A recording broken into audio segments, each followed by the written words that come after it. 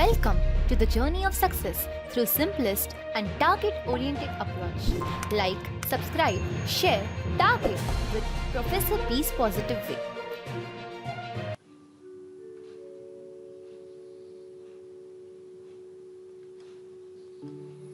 नमस्कार विद्यार्थी मित्र हो. आज आपण एमपीएससी स्पर्धा परीक्षा या सेक्शन्समध्ये अगदी सुरुवातीपासून अगदी बेसिक स्तरावर पायाभूत स्तरावर एमपीएससी राज्यसेवा परीक्षा ही कशी आहे, तिच्यामध्ये किती टप्पे आहेत आणि तिची अर्हता काय आहे, किंवा एमपीएससीला ही परीक्षा देत असताना मुलांकडून काय अपेक्षा आहेत, त्याचबरोबर आपण एमपीएससी स्पर्धा परीक्षा आणि आपल्या ग्रॅज्युएशनच्या होणाऱ्या स्पर्धा परीक्षा यामधील मूलभूत फरक पाहण्याचा प्रयत्न करणार आहोत. हा व्हिडिओ आपल्याला केवळ एमपीएससी राज्यसेवा परीक्षा नव्हे तर पीएसआय, ॲग्रिकल्चर, इंजिनिअरिंग किंवा इतर एमपीएससी परीक्षा ज्या पद्धतीने परीक्षा घेते त्याच्यासाठी हा संदर्भ डेफिनेटली उपयोगी ठरेल. हा व्हिडिओ आवडल्यानंतर तुम्ही मला 4 पद्धतीने थँक्यू करू शकाल. 1, या व्हिडिओला लाईक करून, 2, हा व्हिडिओ आपल्या मित्रपरिवारामध्ये शेअर करून, 3, टार्गेट कॉम्पिटिटिव्ह एक्झाम या चॅनलला सबस्क्राईब करून, 4, भविष्यामध्ये असे अनेक व्हिडिओ बनविण्यासाठी मला तुमच्या मोटिवेशन आणि सहकार्याची गरज आहे. या व्हिडिओच्या शेवटी दिलेल्या पेटीएम नंबरवर आपण एक व्हॉलंटरी डोनेटर व्हावं ही एक इच्छा आणि आकांक्षा. Let's target competitive exam with professor B's positive way. ज्यावेळेस आपण एमपीएससी राज्यसेवेचा विचार करतो किंवा एमपीएससी ज्या परीक्षा घेते ज्यामध्ये आपल्याकडे महाराष्ट्र ॲग्रिकल्चर सर्व्हिसेस आहेत, महाराष्ट्र इंजिनिअरिंग सर्व्हिसेस आहेत, किंवा महाराष्ट्र फॉरेस्ट सर्व्हिसेस आहेत, किंवा महाराष्ट्र सब ऑर्डिनेट ज्याला आपण दुय्यम परीक्षा असं म्हटलं जातं, सब ऑर्डिनेट आपण त्याला सर्व्हिसेस असं म्हटलं जातं, त्यामध्ये पीएसआय आहे, ज्यामध्ये एसटीआय आहे, ज्यामध्ये एएसओ आहे, किंवा याच अंतर्गत महाराष्ट्र जे काही असिस्टंट मोटार व्हेकल इन्स्पेक्टर किंवा याच्याशी संलग्न जेवढ्या परीक्षा घेते त्या परीक्षेसाठी आपल्याला हा सेम पॅटर्न दिसतो. यामध्ये परीक्षेचे 3 टप्पे असतात. हा एक प्रिलिमिनरी एक्झामिनेशन असं म्हटलं जातं, दुसऱ्या टप्प्याला आपण मुख्य परीक्षा असं म्हटलं जातं, आणि तिसऱ्या टप्प्याला आपण व्यक्तिमत्व चाचणी, पर्सनॅलिटी टेस्ट किंवा मुलाखत असं म्हटलं जातं. म्हणजे या ठिकाणी जसा टप्पा किंवा स्टेजेस म्हटलेला आहे, या टप्पा आणि स्टेजेस प्रमाणे तुम्हाला 1 बाय 1 या स्टेजमधून या टप्प्यात तुम्हाला जावं लागतं. आता या टप्प्यांना किंवा हे जे टप्प्यांचं सायकल आहे त्यांना मी एक वर्तुळ असं समजतो. वर्तुळ का हे समजणं गरजेचं आहे. या ठिकाणी आपण इमॅजिन करतो आपण या ठिकाणी एक विद्यार्थी म्हणून इथून सुरुवात करतो. मे बी आपण या ठिकाणी फायनल इयरला असूया, मे बी आपण कुठेतरी जॉब करत असूया, मे बी किंवा भविष्यामध्ये आपला प्लॅन असूया.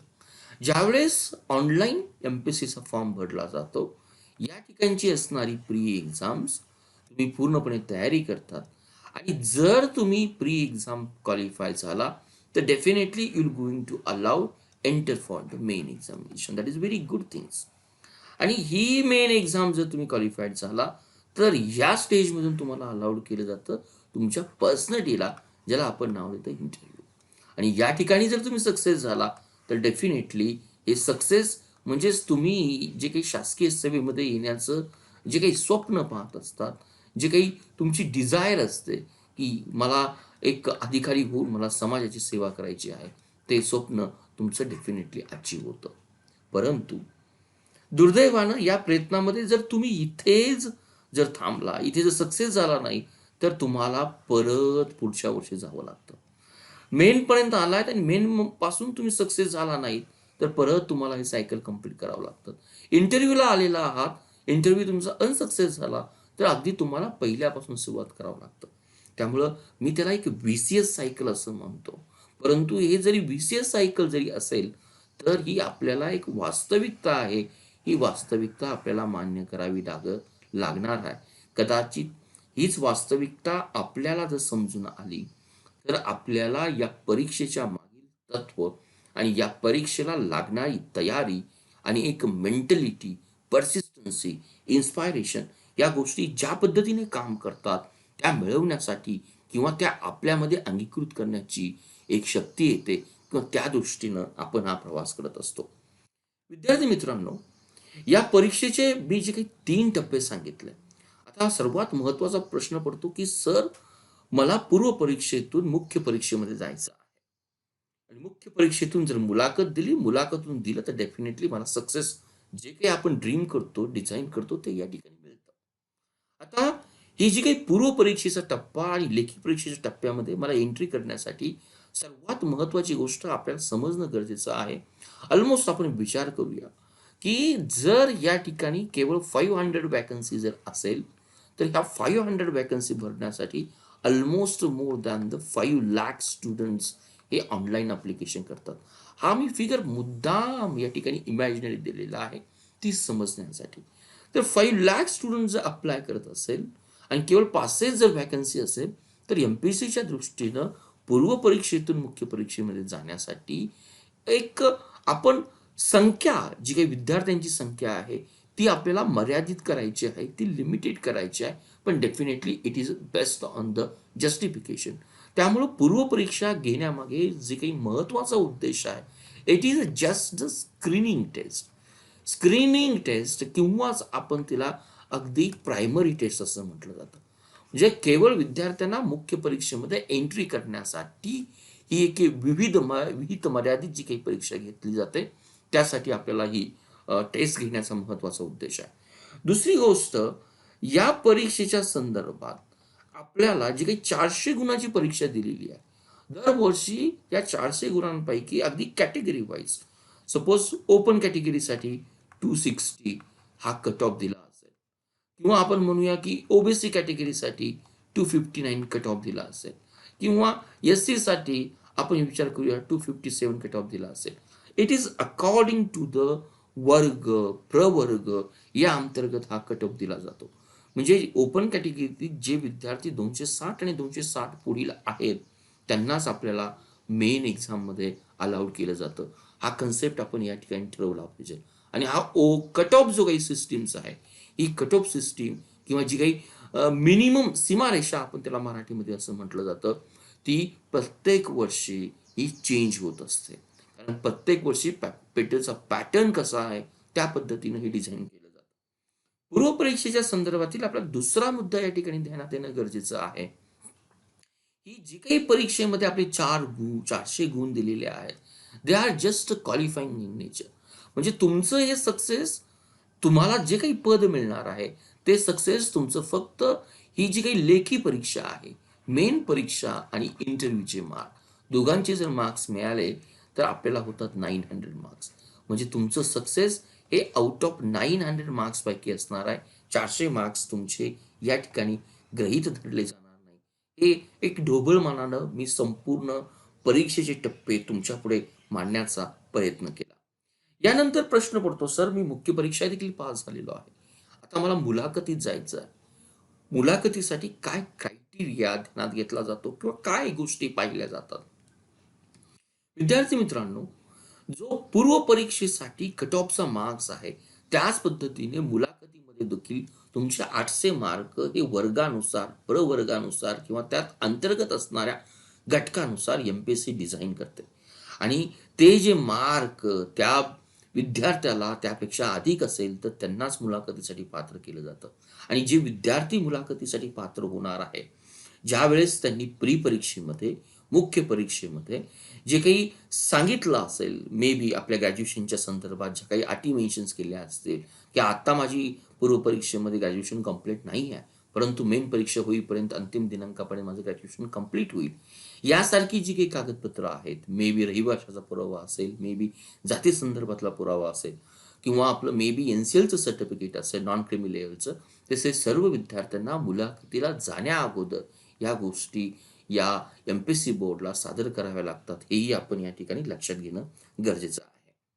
ज्यावेळेस आता मुलाखत आपण क्लिअर करतो, मुलाखत झाल्यानंतर आपला रिझल्ट येतो. रिझल्ट आपल्याला चांगल्या पद्धतीने मिळाल्यानंतर आपण पास होतो आणि आपल्याला प्रश्न पडतो, की सर आता माझी मुलाखत झालेली आहे आणि मी अगदी ताकदीनं या ठिकाणी पास झालेलो आहे. आणि ज्याला तुम्ही सक्सेस म्हणतात, जे तुम्ही स्वप्न उरासी बाळगलेलं असतं, जे स्वप्न तुमच्या आईवडिलांचं असतं, जे स्वप्न तुम्ही स्वतः पाहिलेलं असतं की मला शासकीय सेवेत जायचं आहे, मला अधिकारी व्हायचं आहे, मला लोकसंपर्क ठेवायचा आहे आणि हेच जे काही सक्सेस जे काही आहे ते सक्सेस तुम्हाला या 3 टप्प्यातून जर तुम्ही सही सलामत गेला तर या ठिकाणी मिळतं.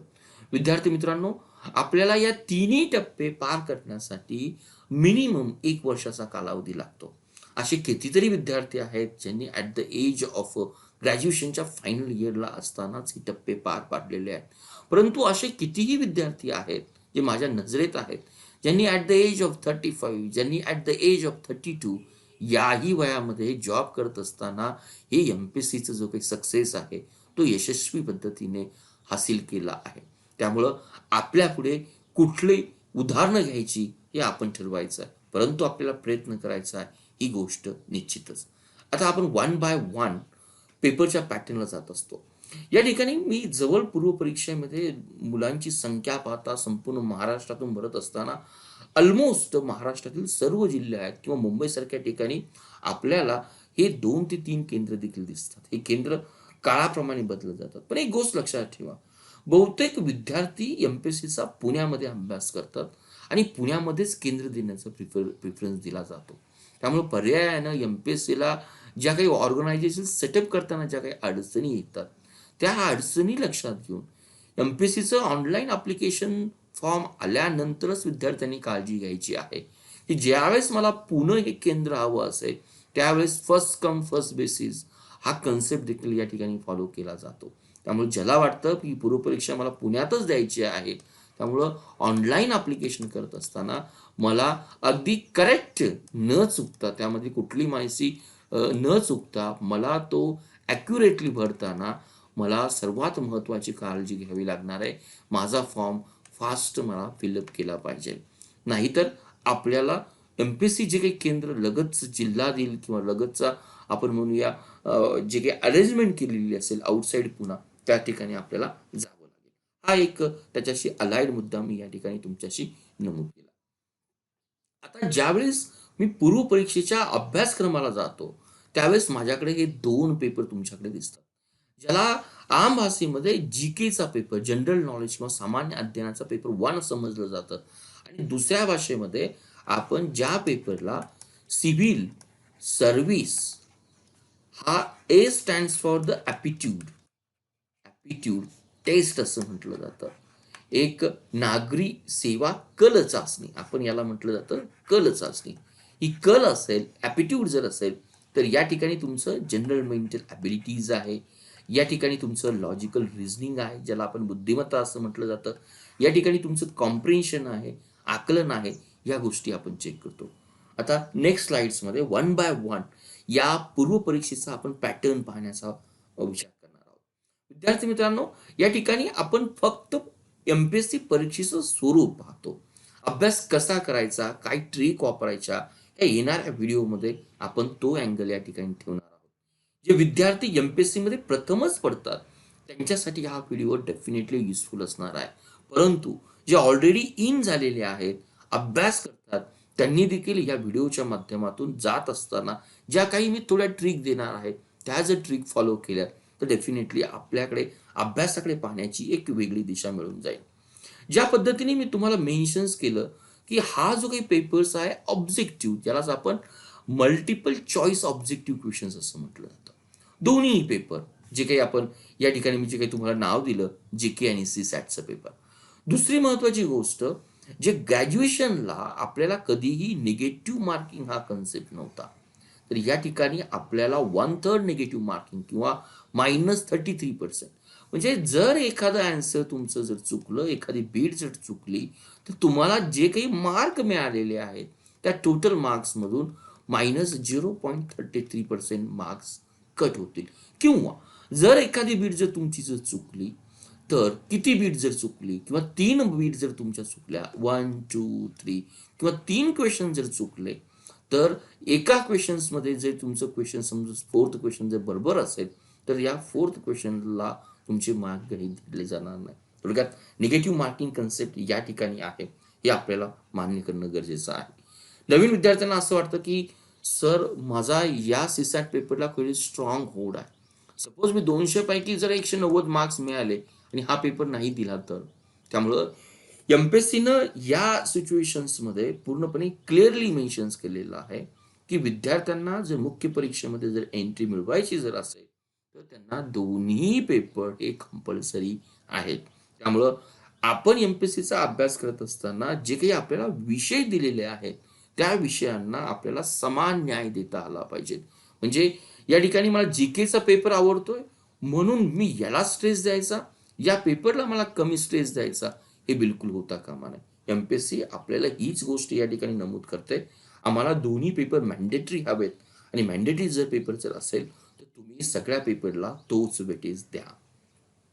आता आपण या ठिकाणी जे काही जनरल नॉलेज या पेपरचा अभ्यासक्रम पाहण्याचा प्रयत्न करणार आहोत. या जनरल नॉलेज सेक्शन्स पेपरमध्ये जो काही युपीएससीचा पॅटर्न्स आहे समॉट एक्सटेंड तोच पॅटर्न आपल्याला एमपीएससीने फॉलो केलेला दिसतो. मे बी एमपीएससी असल्यामुळे आपल्याला प्रत्येक ठिकाणी महाराष्ट्राच्या विषय संदर्भासह हा आपल्याला प्रश्न या ठिकाणी येतो. आता हे 7 विषय जे आहेत, 7 विषय जर पाहिले तर पहिली गोष्ट येते चालू घडामोडी. या ठिकाणी आपल्याला ज्याला आपण कंपॅरेटिव्हली इतिहास असं म्हटलं जातं, परंतु या ठिकाणी जसं मी मेन्शन्स केलं महाराष्ट्राच्या विषय संदर्भामध्ये इतिहास असेल किंवा भारतीय राष्ट्रीय चळवळ असेल. तिसरा विषय जो काही येतोय तो आपला येतोय संविधानाच्या संदर्भात, राज्यव्यवस्थेच्या संदर्भात. अ, या ठिकाणी मी रिपीट करतोय, मे बी संविधानाचा हा विषय नेक्स्ट स्लाइसला असेल, पण हा जो काही विषय येतो आपला भूगोलच्या संदर्भात येतोय.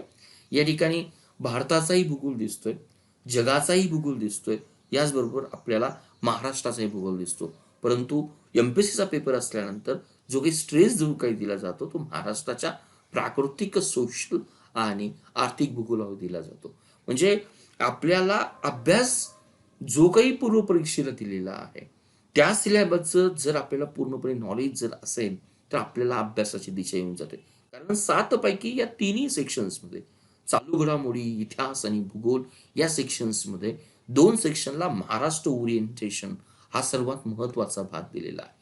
नंतर आपण ज्या नेक्स्ट 2 सेक्शनकडे जातो, ज्या ठिकाणी आपण ज्याला पॉलिटिक्स किंवा पब्लिक ॲडमिनिस्ट्रेशनचा पार्ट असं म्हटलं जातं, ज्यामध्ये राजनीती आहे, शासन आहे, संविधान आहे, राजकीय व्यवस्था आहे, पंचायत राज्य आहे, नागरी प्रशासन आहे किंवा जी काही गव्हर्नमेंटची पॉलिसीज आहे, हक्क आहेत, अधिकार आहेत, जी संविधानातले विषय येतात. थोडक्यात आपण हा 4था विषय जो काही दिलेला आहे तो पॉलिटी या अँगलनी सिलेबसमध्ये मेन्शन केलेला. आणि जो काही 5वा विषय जो कंपॅरेटिव्हली बहुतेक मुलांना समॉट एक्सटेंड स्टॅटिक असल्यामुळे थोडासा जड वाटतो, त्यालाच आपण इकॉनॉमिक किंवा त्या संदर्भातील आपण आर्थिक धोरण असं म्हटलेलं आहे. या संदर्भात तुम्हाला काही सोशल सेक्टर्स रिलेटेड ऍक्टिव्हिटी दिसतील, डेमोग्राफिक किंवा लोकसंख्येच्या संदर्भातील ऍक्टिव्हिटी दिसतील किंवा काही सोशल इश्यूच्या अँगलने या पेपर्समध्ये कव्हर केलेला भाग दिसेल. या ठिकाणी आपण लास्ट 2 सेक्शनला जात असताना एमपीएससीनी या ठिकाणी क्लिअरली अगदी एक गोष्ट जी काही आपण म्हटलं जातं एन्व्हायरमेंटच्या संदर्भात किंवा बायोडायव्हर्सिटी संदर्भात किंवा क्लायमेटीच्या संदर्भात क्लिअरली या ठिकाणी हा खूप महत्वाचं केलेला आहे की या पेपरचा अभ्यास करण्यासाठी we does not need any specialize knowledge. म्हणजे हा पेपरचा अभ्यास करत असताना प्री एक्झामचा लास्ट 1 इयर एन्व्हायरमेंटच्या संदर्भात, क्लायमेट चेंजच्या संदर्भात ज्या ज्या काही ऍक्टिव्हिटी होती त्या संदर्भातील प्रश्नांना एमपीएससी हे मानाचं स्थान देणार आहे हे आपण समजून घेणं गरजेचं आहे. आणि शेवटचा जो काही 7 सेक्शन अगदी एका लाईनमध्ये मेन्शन केलं सामान्य विज्ञान, परंतु आपल्याला ही जाणीव असणं गरजेचं आहे की यामध्ये फिजिक्स येतं, यामध्ये केमिस्ट्री हाही भाग येतो, यामध्ये बायोलॉजी हा भाग येतो आणि बायोलॉजी इज व्हेरी हॉस्ट. बायोलॉजीमध्ये आपण जर पाहिलं तर यामध्ये प्लॅनच्या संदर्भात असेल तर बॉटनी येतं, प्राण्यांच्या संदर्भात असेल तर झूलॉजी येतं आणि झूलॉजीमध्ये सर्वात महत्त्वाचा प्राणी जर पाहिला तर ह्युमन रिलेटेड्स येतं किंवा ह्युमन रिलेटेड डिसीज येतात. मागील काही 4 ते 5 वर्षापूर्वीच्या पेपरचं जर आपण अनालिसिस केलं तर बहुतेक भाग हा मनुष्याच्या रिलेटेड डिसीज, डायग्नॉसिस किंवा आपण म्हणूया की मिनरल्स, व्हिटॅमिन यावर दिलेला आहे.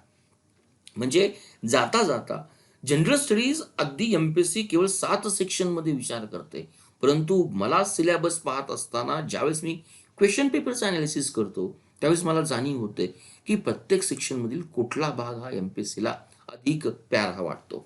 त्यामुळं या सेक्शनचं मी ॲनालिसिस करत असताना माझी अजून एक गोष्ट लक्षात येणं गरजेचं आहे, की या ठिकाणी 200 मार्क्स आहेत.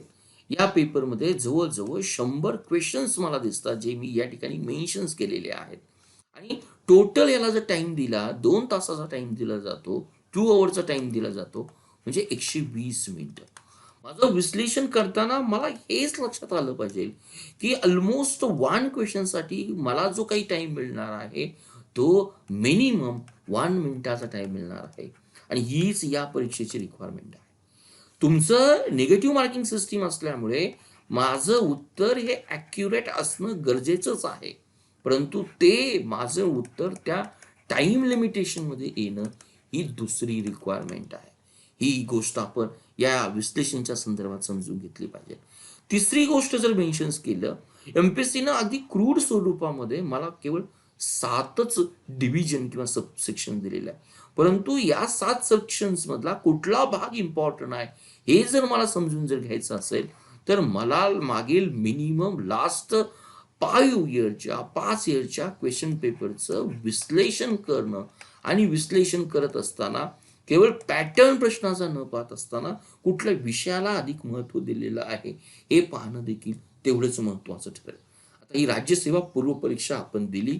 राज्यसेवा पूर्व परीक्षेतून आपण जर या ठिकाणी पास जर झालो, we are entering to the second paper. हा जो काही राज्यसेवा पूर्व परीक्षेचा मी जसं मेन्शन केलं सीसॅट पेपर आहे. आणि या सेक्शन्समध्ये देखील एम-पी-एस-सीनं मोजून आपल्याला एक 7 सेक्शन्स दिलेले आहेत. आता या पेपरचं वैशिष्ट्य जर पाहिलं, आकलन क्षमता, ज्या ठिकाणी तुम्हाला उतारे दिले जातील, हे उतारे अगदी आपण 10वी पासून 12वीच्या पेपरपर्यंत पाहत असतो. हे उतारे मे बी सायन्स टेक या विषयातील असू शकतील, मे बी हे आर्ट, कला किंवा आपण ललित लेखन या संदर्भातील असू शकतील. हे उतारे मे बी आपल्याला इकॉनॉमिक्सच्या संदर्भातील असू शकेल. हे उतारे मे बी आपल्याला पर्यावरण एन्व्हायरमेंटच्या संदर्भात असू शकतील, किंवा हे उतारे टोटली आपण असं म्हणूया की तुम्हाला एक प्रोब करणारे असू शकतील, तुम्हाला विचार करणारे असू शकतील. विद्यार्थी मित्रांनो, जो काही आपण पेपर वाचतोय त्याच पेपरचा एक ॲडव्हान्स फॉर्म हा राज्यसेवा पूर्व परीक्षेचा भाग आहे. दुसरा भाग दिलेला वैयक्तिक कौशल्य आणि कम्युनिकेशन स्किल. या ठिकाणी ही गोष्ट एम-पी-एस-सीला चेक करत असताना तुम्हाला प्रश्नाच्या माध्यमातून तुमचं एक वैयक्तिक कौशल्य, ज्याला आपण इंटरपर्सनल कम्युनिकेशन स्किल असं म्हटलं जातं, जो आपण 4थी आणि 7वी पासून किंवा प्रज्ञाशोध परीक्षेपासून जो काही बुद्धिमत्ता विषय आपण निवडत असतो, त्याचंच या ठिकाणी नावही लॉजिकल रिझनिंग आणि ॲनालिटिकल ॲबिलिटी दिलं.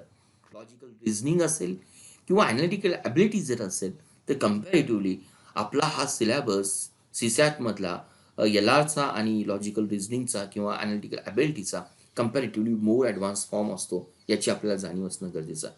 तिसरा सेक्शन आपल्याला डिसिजन मेकिंग दिलेला आहे. एक अधिकारी म्हणून काम करत असताना जर एखादी तुम्हाला घटना फेस करावी लागली, तर तुम्ही खालीलपैकी कुठला ऑप्शन्स मोर प्रिफरेबल कराल, याला आपण decision making and problem solving असं म्हटलं जातं. थोडक्यात तुम्ही ज्या एम-पी-एस-सीच्या द्वारे अधिकारी होणार आहात, तो अधिकारी होण्यासाठी तुमची ॲप्टिट्यूड आहे का, तुमचा तो बेस तयार झाला आहे का, या स्वरूपाचे प्रश्न हे डिसिजन मेकिंगमध्ये विचारले जातात. आणि जे काही बेसिक अरिथमॅटिक सेक्शन जे काही आहे, त्याला आपण जनरल मेंटल ॲबिलिटी असं म्हटलं जातं. एक सर्वात महत्त्वाची गोष्ट मला या संदर्भात जरूर मेन्शन करायची आहे. एम-पी-एस-सी अगदी क्लिअरली मेन्शन करतं, हे 1 to जे काही 5 सेक्शन्स आहेत, तुम्ही कितपर्यंत स्टडी केला पाहिजे, तर तुम्ही हा डिग्री लेवलपर्यंत का किंवा डिग्री लेवलच्या मुलांच्याकडे जी मॅच्युरिटी या विषयाच्या अंतर्गत जे काही सब्जेक्ट येतात, त्या विषयाच्या अंतर्गत असणारी मॅच्युरिटी या ठिकाणी एम-पी-एस-सीला अपेक्षित आहे. ज्यावेळेस आपण सीसॅट मधील दुसऱ्या 2 सेक्शनकडे जाण्याचा प्रयत्न करतो, जसं मी मेन्शन केलं, दोन्ही ठिकाणी अगदी 7 सेक्शन्स आहे. तर हा जो काही सेक्शन तुम्हाला 6 नंबरचा सेक्शन दिसतो, अगदी क्लिअरली मेन्शन केलेला आहे की या 6 नंबरच्या सेक्शन्समध्ये, जो मागच्याही स्लाइड्समध्ये तुम्हाला दिसतो, बेसिक न्यूमरसी जी काही हवी आहे, आम्हाला ती 10th स्टँडर्डची हवी आहे. या ठिकाणी हा मागच्या स्लाइडला जर पाहिला, तर आपण तो सेक्शन एक जनरल मेंटल ॲबिलिटीचा सेक्शन्स आहे. याच अंतर्गत हा जो काही आहे बेसिक न्यूमरिटी किंवा आपण याला जनरल मेंटल ॲबिलिटी म्हणूया. या ठिकाणी जरी मी 7 सेक्शन जरी मेन्शन केलं असेल, तर रेकॉर्डली आपल्याकडे केवळ 6 सेक्शन्स आहे. परंतु मला वाटतं या टेक्निकल मुद्द्यामध्ये न जात असताना काही ठिकाणी त्याला बेसिक न्यूमेरसी दिलेलं आहे. मराठीमध्ये आपण त्याला जनरल मेंटल ॲबिलिटी किंवा इंग्लिशमध्ये या पद्धतीने विचारतो. परंतु या तांत्रिक गोष्टीकडे न जाताना त्यातला जो काही कंटेन आहे तो आपण या ठिकाणी पाहणं गरजेचं आहे. त्यामुळे 10वीच्या लेवलचं मॅथ जे काही आपल्याला अपेक्षित आहे, डेटा इंटरप्रिटेशन्स असेल किंवा आपण असं म्हणूया डेटा सफिशियन्सीवर असेल, तुम्हाला या ठिकाणी चार्ट दिला जाणार आहे. चार्टमध्ये तुम्हाला स्टॅटिकचे क्वेश्चन्स दिले जाणार आहे. या पद्धतीचा हा मॅटर्स आपल्याला असेल. आणि लास्ट जो काही सेक्शन आहे 7 नंबरचा सेक्शन, तुम्ही ज्या महाराष्ट्रामध्ये काम करणार आहात त्या मराठी भाषेचं तुमचं नॉलेज आहे का, इंग्लिश भाषेचं जे काही आज प्रोफेशनल वर्ड लेवलची नॉलेज भाषा आहे तिचं नॉलेज आहे का, ते आकलनाच्या द्वारे चेक करण्यासाठी हे मराठी आणि इंग्लिश भाषेचे जे काही कौशल्य आहे ते या ठिकाणी तुम्हाला उत्तराच्या माध्यमातून चेक केलेलं जाणार आहे. थोडक्यात ज्यावेळेस मी या राज्यसेवा पूर्व परीक्षेचं सीसॅट पेपरचं अनालिसिस करण्याचा प्रयत्न करतो त्यावेळेस जो काही शेवटचा माझा 6 नंबरचा सेक्शन्स मी तुम्हाला जो काही मेन्शन्स केलाय, तुमचं मराठीचं नॉलेज चेक करण्यासाठी जो काही कॉम्प्रिहेन्शन हा मेजर सेक्शन्स आपल्याला दुसऱ्या पेपर्समध्ये येतो. या कॉम्प्रिहेन्शन मधला हा जो काही सेक्शन्स आहे त्यामध्ये आपल्याला मराठी भाषेचं नॉलेज चेक करण्यासाठी केवळ मराठीमधीलच उत्तरे दिली जाणार आहेत, मराठीमधीलच प्रश्न दिले जाणार आहेत. उत्तर डेफिनेटली नाही, प्रश्न दिले जाणार आहेत. त्या ठिकाणी त्याला इंग्लिश नसणार आहे. कारण प्रत्येक ठिकाणी जर पाहिलं तर आपल्याला मराठी आणि इंग्लिश या 2 भाषेमध्ये अल्टरनेटिव्ह पेपर्स असतो. तीच गोष्ट तुम्हाला जर इंग्रजी भाषेचं नॉलेज जर चेक करायचं असेल, जे काही कॉम्प्रिहेन्शन येणार आहे, जे काही उतारा तुमच्याकडे असणार आहे, तो उतारा हा केवळ इंग्लिश भाषेतच असणार आहे. त्याचं मराठी रूपांतर असणार नाही आणि इंग्लिश भाषेतलंच कॉम्प्रिहेन्शन असणार. त्यामुळं हा जो काही शेवटचा 6 नंबरचा सेक्शन्स आहे, मराठी आणि इंग्लिश भाषेचं तुमचं कम्युनिकेशन आकलन क्षमता चेक करण्यासाठी तुम्हाला उतारे हे त्या भाषेमध्ये येतील, ही गोष्ट आपण समजणं गरजेचं आहे. ज्यावेळेस मी या पेपरचं विश्लेषण करतो की सीसॅट म्हटल्यानंतर मुलांना समोर एक्सटेंट कुठेतरी मनामध्ये एक धाकधूक असते. परंतु या ठिकाणी जसं एमपीएससीने क्लिअरली मेन्शन केलेलं आहे, आम्हाला कुठल्याही फील्डमधील नॉलेजेबल पर्सन नको आहे. या ठिकाणी 200 मार्क्स आहेत आणि 80 क्वेश्चन्स आहे. या ठिकाणी मला पहिल्यांदाच विश्लेषण करतं की या ठिकाणी हा जो काही 1 क्वेश्चन्स आहे, या 1 क्वेश्चनला ऑलमोस्ट 2.5 मार्क्स कॅरी करतात. त्या अंतर्गत मला दुसरी गोष्ट कळाली पाहिजे, जर 1/3 निगेटिव्ह सिस्टीम जर असेल तर या ठिकाणी कुठल्याही क्वेश्चन्सला मी रॉंग आन्सर मेन्शन्स करणं it is a biggest blunder. ही माझी दुसरी गोष्ट असली पाहिजे. तिसरी गोष्ट, या ठिकाणी जर हा पेपर मोस्टली आकलनाचा असेल, कारण आपल्याकडे जे काही 80 क्वेश्चन्स आहेत, 80 क्वेश्चन्स पैकी जवळजवळ 50 क्वेश्चन्स हे आपल्याला आकलन या सेक्शन्सवर येतात. म्हणजे रिमेनिंग जे काही क्वेश्चन्स आहेत, ऑलमोस्ट 30 क्वेश्चन जे काही आपल्याला दिसत आहेत, त्या 30 क्वेश्चन्स पैकी आपल्याला 5 क्वेश्चन्स हे डिसिजन मेकिंगवर असणार आहे, ज्या ठिकाणी कुठली निगेटिव्ह मार्किंग सिस्टीम नाही. रिमेनिंग जे काही 25 क्वेश्चन्स आपल्याकडे राहत आहेत ते 25 क्वेश्चन जनरल मेंटल ॲबिलिटी किंवा लॉजिकल रिझनिंग किंवा अनालिटिकल ॲबिलिटी या सेक्शन्सवर असतील. म्हणजे ज्यावेळेस मी या पेपरच्या क्वेश्चन्स पेपरचं अनालिसिस करतोय त्यावेळेस मला कळतंय की माझा भर हा आकलन किंवा कॉम्प्रिहेन्शन या सेक्शनला पाहिजे. विद्यार्थी मित्रांनो, पहिल्यांदा एमपीएससी परीक्षेचं स्वरूप पाहत असताना एमपीएससीनी पेपरमध्ये काय सिलेबस दिलेला आहे, मागच्या वर्षीचा क्वेश्चन पेपरचा पॅटर्न कसा होता, हा जर मला समजलं, जसं या पॅटर्नमध्ये अगदी एमपीएससी क्लिअरली मेन्शन करतोय आम्हाला कुठले टॉपिक डिग्री लेवलचे पाहिजे, कुठले टॉपिक आम्हाला 10th लेवलचे पाहिजे, कुठले टॉपिक आम्हाला 10 to 11 12 लेवलचे पाहिजे. ज्या पद्धतीने एमपीएससी मोर स्पेसिफिक आहे त्याच पद्धतीने आपला सिलेबस देखील असाच मोर स्पेसिफिक असणं या ठिकाणी गरज आहे. आणखीन एक पूर्व परीक्षेच्या संदर्भातील हा जो काही डिसिजन मेकिंगचा आहे, तुम्हाला असं सिच्युएशन उभी केली जाईल की आपण एका जिल्ह्यामध्ये किंवा जिल्ह्याच्या उपभागामध्ये बीडीओ अधिकारी म्हणून काम करताय आणि या बीडीओ अधिकारी काम करत असताना एखादा राजकीय प्रतिनिधी तुमच्या कामामध्ये ढवळाढवळ करतोय. तर ही ढवळाढवळ करत असताना तुम्ही हा प्रश्न कशा पद्धतीने सॉल्व्ह करणार आहात. तुम्हाला 1 2 3 4 ऑप्शन दिले जातील आणि या 4 ऑप्शन पैकी तुम्ही कुठलंही उत्तर जरी लिहिलं तरी या ठिकाणी तुमचे निगेटिव्ह मार्किंग होणार नाही. हा संदर्भ आपल्याला या ठिकाणी समजून येणं गरजेचं आहे. म्हणजे निगेटिव्ह मार्किंग केवळ आपल्याला 5 क्वेश्चन्सला नाही. दुसरा क्वेश्चन्स ही जी काही स्क्रीनिंगची टेस्ट आहे, म्हणजे मुख्य परीक्षेमध्ये साधारणपणे पूर्व परीक्षेतून ज्या काही वॅकन्सी आहेत, म्हणजे जर 500 वॅकन्सी जर असेल फायनली विद्यार्थी जर जागा जर असेल, तर मुख्य परीक्षेमध्ये, मेन परीक्षेमध्ये, प्री परीक्षेतून किती विद्यार्थ्यांना एंट्री केलं जातं, तर 500च्या 12 पट. 12 पट म्हणजे ऑलमोस्ट 5000 टू 6000 विद्यार्थी हे मेन परीक्षेला अपेअर होतात. म्हणजे जर विद्यार्थी 2 ते 3 लाख किंवा मॅक्सिमम 5 लाख जर विद्यार्थी जर बसत असेल, तर इव्हन प्री एक्झाम क्रॅक करणं it is a very challenging task आहे. It is not due to the syllabus but it due to the competition. त्यामुळं हाही आपल्याला गोष्ट या ठिकाणी समजणं गरजेची आहे. त्यामुळं ही जी काही पूर्वपरीक्षा घेतली जाते, पूर्वपरीक्षेमध्ये एक स्क्रीनिंग टेस्ट आहे, ज्याला मराठीमध्ये आपण चाळणी परीक्षा असं म्हटलं जातं.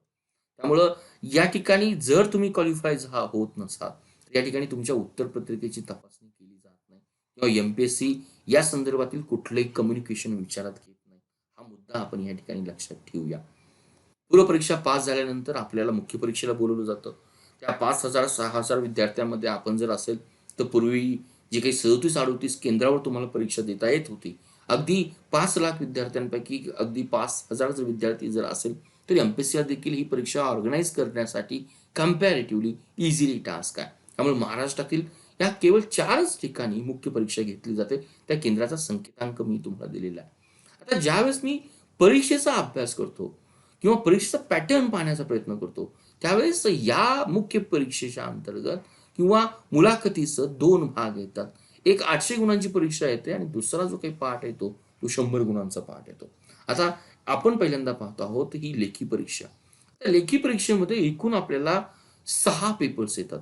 6 पेपरपैकी जर आपण सर्व जर पेपर जर पाहिलेत, ऑलमोस्ट आपण म्हणूया संपूर्ण एमपीएससी हीच परीक्षा जवळ-जवळ नाही म्हटलं तरी मी असं व्यक्त केलं की 95% एमपीएससी परीक्षा ही एमसीक्यू बेस्ड आहे. रिमेनिंग 5% कुठला पेपर राहतो? तर हा जो काही पेपर जो काही आहे, अगदी 12वीच्या लेव्हल अगदी मेन्शन्स केलेलं उच्च माध्यमिक शालांत परीक्षेचा हा तुमचा पारंपरिक किंवा वर्णनात्मक पेपर असेल, ज्यालाच आपण नाव दिलेलं आहे की सब्जेक्टिव्ह पेपर्स हा या ठिकाणी असेल. त्यामुळं हाच पेपर्समध्ये तुम्हाला दोन्ही पेपर्समध्ये मराठी भाषेवरील, इंग्लिश भाषेवरील निबंधही असणार आहे. याच पेपरवर तुम्हाला सारांश रायटिंग, ज्याला प्रिसाइज रायटिंग असं म्हटलं जातं, आणि या ठिकाणी तुम्हाला भाषांतर असणार आहे. हे 3च क्वेश्चन्स तुम्हाला मराठी आणि इंग्लिश भाषेच्या संदर्भात असेल. बाकीचे सर्व पेपर्स हे तुम्हाला एमसीक्यू बेस्ड पेपर असतील. सांगायचा उद्देश असा, ज्यावेळेस मी यूपीएससी आणि एमपीएससीचं कंपॅरिझन करतोय, तर कंपॅरेटिव्हली पेपरच्या पॅटर्ननुसार एमपीएससी ही मला कंपॅरेटिव्हली मोर इझिएस्ट वाटते. परंतु ड्यू टू कॉम्पिटिशनमुळे एमपीएससीची परीक्षा देखील आज ही टफेस्ट एक्झाम होत चाललेली आहे. वन बाय वन आता आपण बाकीच्या पेपरकडे पाहूया. जर पहिला पेपर जर पाहिला, तर या पेपर्समध्ये तुम्हाला एकच प्रश्नपत्रिका, 2 पार्ट असणार आहे. या पेपर्समध्ये हे जे काही 2 पार्ट असणार, एक मराठी सेक्शन्स असणार आहे आणि दुसरा सेक्शन जो काही असणार आहे तो इंग्लिश सेक्शन असणार. क्वेश्चन पेपर एकच दिला जाईल. परंतु मराठी सेक्शन सोडवण्यासाठी जे काही 3 क्वेश्चन मागे मेन्शन्स केले, त्यासाठी तुम्हाला सेपरेट आन्सर शीट पेपर असणार आहे आणि इंग्लिशसाठी तुम्हाला सेपरेट आन्सर शीट पेपर दिली जाणार आहे. हे टेक्निकल मुद्दे मी का सांगतो? कारण मराठीचा पेपर मराठीमध्ये लिहिणं अपेक्षित आहे. इंग्लिशचा पेपर इंग्लिशमध्येच लिहिणं अपेक्षित आहे. ही आयोगाची अपेक्षा आहे. त्याच अपेक्षेनं आपण या ठिकाणी जाणं गरजेचं आहे. आणि दुसरा जो काही पेपर 2 येतो मराठी आणि इंग्लिश भाषेचा, या ठिकाणी तुम्हाला पेपर देखील एकच असणार आहे. संयुक्त पेपर असणार आहे. जी काही उत्तरपत्रिका आन्सर शीट तुम्हाला येईल, हा पेपरच एमसीक्यू वर बेस्ड पेपर असेल, तर त्याचा बेस किंवा आपल्याला जी काही सीट आपल्याला भेटतं ती सीट देखील एकच असणार. म्हणजे हा आपल्याला मोस्टली व्याकरणावर आधारित हा दुसरा पेपर्स आपल्याला या ठिकाणी दिसून येतो. ज्यावेळेस आपण पेपर नंबर 3, 4 आणि 5, 6 पेपरला जातो, केवळ सामान्य अध्ययन 1, 2, 3, 4, 5 दिलंय आणि हेही पेपर जर पाहिले तर 150 क्वेश्चन्स आपल्याला दिसतात आणि प्रत्येक पेपरला आपल्याला 150 मार्क्स दिसतात. लेवलही त्यांनी मेन्शन्स केलेली मराठी आणि तासाचा जर विचार केला तर मला या ठिकाणी 120 मिनिटं मिळतात. म्हणजे प्रत्येक क्वेश्चनला ऑलमोस्ट 1 ते सव्वा मिनिटाचा टाइम मिळतो. हे माझं अनालिसिस असलं पाहिजे. आता GS1, GS2 मध्ये कुठल्या विषयांचा आढावा घेतला जातो? जो आपण प्री एक्झाम मध्ये जीके किंवा जनरल स्टडीजचा पेपर जो पाहिला, त्यातील 2 पेपर जे काही आपल्याला पहिले 2 घटक जे काही आहे, हिस्ट्री आणि जिओग्राफी हा सेशन यामध्ये येतो, अलॉंग विथ कृषी हा घटक या ठिकाणी येतो. दुसरी गोष्ट आहे भारतीय संविधान भारतीय राजकारण आहे, पण संदर्भ महाराष्ट्राच्या विशेष संदर्भाचा. तिसरा गोष्ट कम्पॅरेटिव्हली नवीन आहे, ज्याला आपण नावच किंवा विद्यार्थ्यांच्या तोंडी नावच असतं. This paper is known as a human resource and development, किंवा आपण मानव संसाधन विकास असं त्याला म्हटलं जातं. याच पेपरचा जर शॉर्ट फॉर्म जर घेतला तर आपण या पेपरला HRD असं म्हटलं जातं. आणि दुसरा जो काही भाग आहे मानवी हक्काच्या संदर्भात आहे, त्याला आपण ह्युमन राईट्स असं म्हटलं जातं.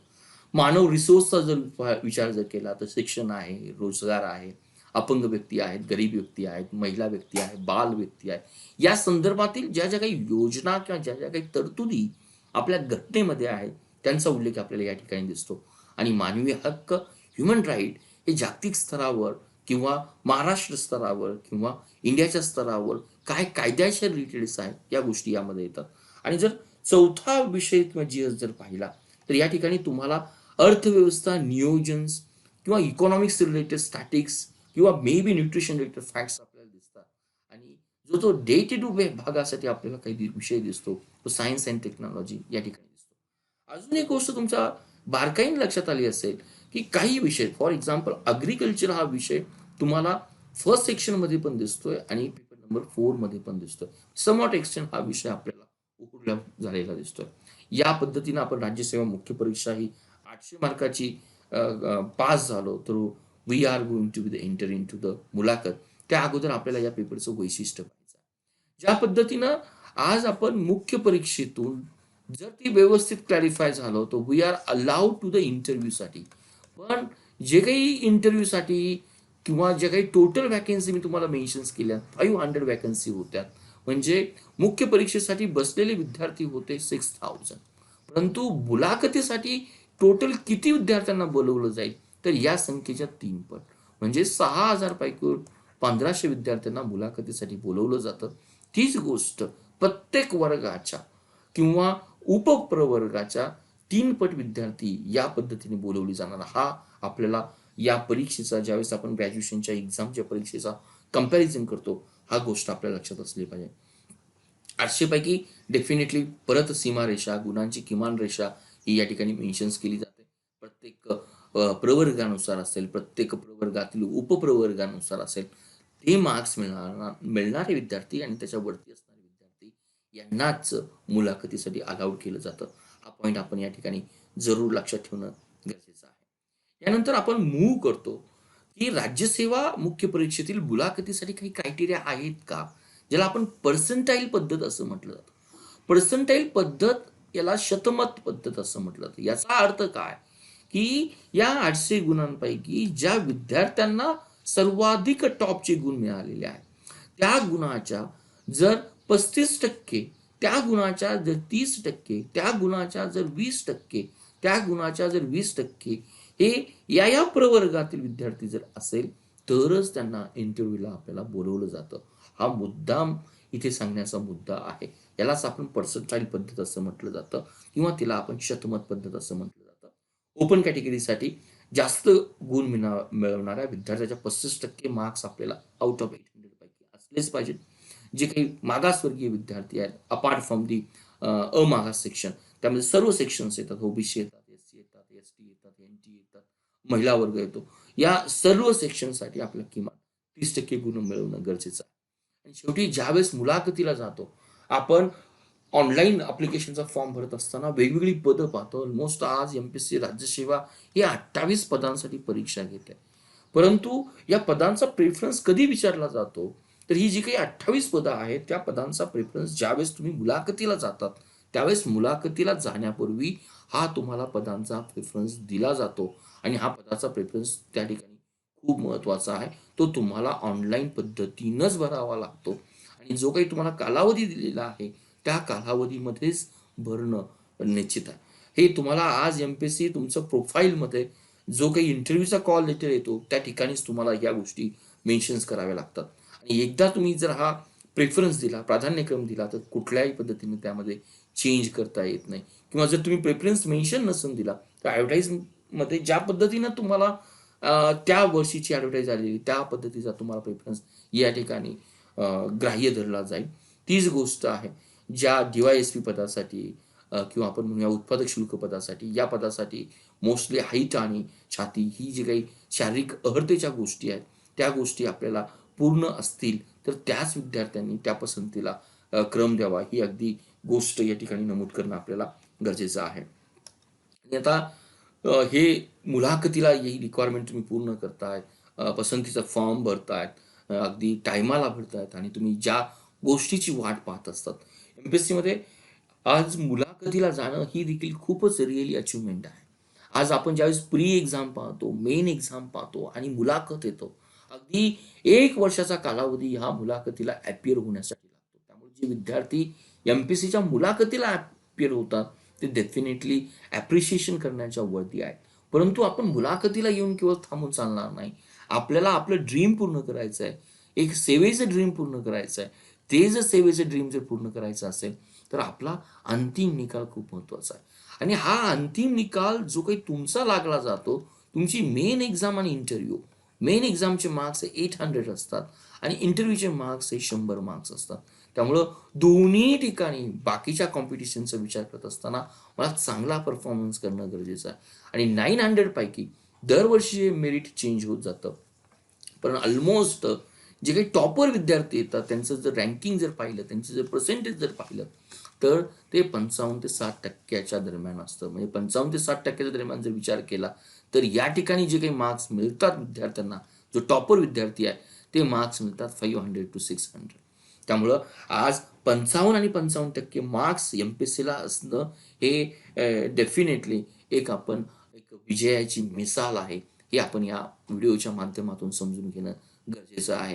कारण आजपर्यंत आपल्याला 10वी आणि 12वी मध्ये 90%, 95% या मार्क्सही अगदी आपण जवळचा संबंध येतो. आणि सर्वात महत्त्वाचं, आज केवळ मार्क्स मिळून तुम्हाला MPSC मध्ये चालत नाही, टॉपर असून चालत नाही. एक टेक्निकल गोष्ट आपल्याला माहीत असणं गरजेचं आहे. MPSC it is a body, it is a responsible to take your आपण म्हणूया एक्झाम. परंतु एक्झाम घेतल्यानंतर त्यातील जे काही विद्यार्थी टॉपर आलेले आहेत, जे विद्यार्थी त्यांच्या पोस्टनुसार, पदानुसार ज्यांनी काही प्रेफरन्स दिलेला आहे, त्यानुसार जर ते विद्यार्थी निवड केली असेल तर ही MPSCची ड्युटी पडते की MPSC या विद्यार्थ्यांची लिस्ट, हे विद्यार्थी शासनाकडे त्यांची शिफारस करते की हे विद्यार्थी ओपन कॅटेगरीचे किंवा सो कॉल्ड कॅटेगरीचे या डेप्युटी कलेक्टर पदासाठी आम्ही त्यांची निवड केलेली आहे किंवा आम्ही त्यांची निवड करण्यासाठी तुम्हाला शिफारस करतो. त्यामुळं MPSCचं काम या ठिकाणी केवळ शासनाला शिफारस करणं आहे.